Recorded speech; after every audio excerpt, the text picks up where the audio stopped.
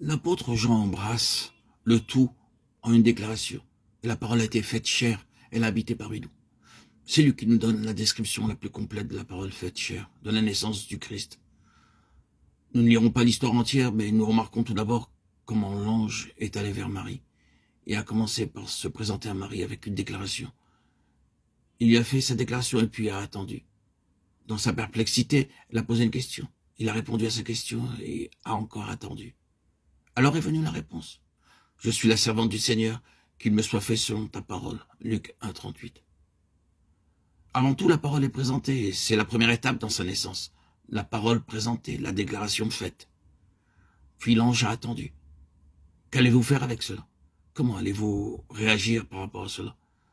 La parole présente un défi, toujours un défi coûteux. Cette parole va conduire hors du monde et doit apporter la liberté au monde. Marie pèse le coup tandis que l'ange attend. La bataille est livrée. La tempête fait rage pour un moment et ensuite c'est terminé. Et dans une calme délibération, elle répond qu'il me soit fait selon ta parole. Voyez-vous ce que cela signifie d'être engendré par la parole de Dieu? La première étape dans cette nouvelle naissance, la première étape dans cette vie céleste est notre attitude à l'égard de la parole de Dieu présentée. Et cela s'avérera gouverner chaque étape dans la vie céleste. C'est la nature de la première étape. Il en est également ainsi de chacune des étapes suivantes. Tout au long du chemin, le Seigneur nous présentera sa parole, et avec elle un défi, un coût, un prix à payer. Et il y aura un conflit à ce sujet. Sommes-nous disposés à prendre ce chemin? Sommes-nous disposés à accepter cette parole? Sommes-nous prêts à affronter ce que cette parole signifie, ce qu'elle implique? De la parole qui est présentée dépend notre connaissance de la vie céleste. Il en est ainsi du commencement jusqu'à la fin. C'est pourquoi le Seigneur n'explique jamais d'abord tout aux personnes non sauvées. La doctrine a suivi en faveur des croyants, mais n'a jamais été donnée pour des incroyants. Des déclarations claires et concises ont été faites aux incroyants. Pour eux, il y a eu une présentation des faits, hardiment et délibérément. Ceci est la volonté de Dieu. Voici la parole de Dieu. Vous devez faire ceci. Et l'explication viendra plus tard. Maintenant, le ciel va demeurer fermé, on va être ouvert.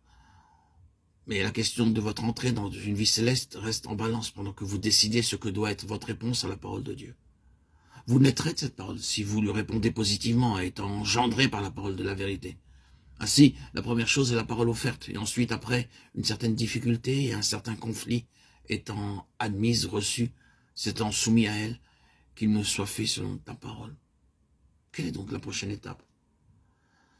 L'esprit fait germer intérieurement la parole. L'esprit engendre intérieurement au moyen de la parole. C'est la deuxième chose à noter dans le cas de Marie, l'esprit qui engendre ou qui implante. Cette parole ne peut devenir une chose vivante intérieurement avant qu'elle n'ait trouvé une réponse positive. C'est pourquoi une personne non sauvée ne peut jamais connaître la signification de la parole de Dieu. La signification de n'importe quelle parole de Dieu exige l'œuvre intérieure du Saint-Esprit pour la rendre vivante, pour la faire germer. Et la réponse positive à cette parole ouvre la voie à l'esprit.